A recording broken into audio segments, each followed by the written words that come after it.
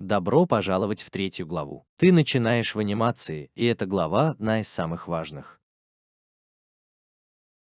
Ты узнаешь все, что тебе нужно знать, чтобы создать всю анимацию белки, использованную в тизере первого курса. Мы разогреемся с помощью нескольких упражнений с прыгающим мячом, где ты сможешь отточить свою технику движения и познакомиться с использованием арматуры или буровой установки для анимации.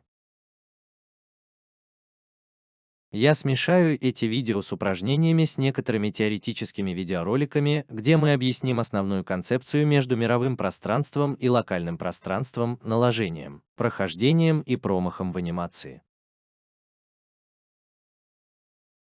Различные этапы создания анимации, блокировки, поломки между переходом к сплайну и полировкой анимации, понимание ОКС, времени и интервалов. Мы также подробно рассмотрим редактор NLA. Это очень важная глава, поскольку вы изучите все основы, и, как я бы повторил это по пути, очень важно, чтобы вы выполняли все упражнения. Если ты хочешь стать хорошим аниматором и уметь создавать все эти анимации, ты должен их анимировать.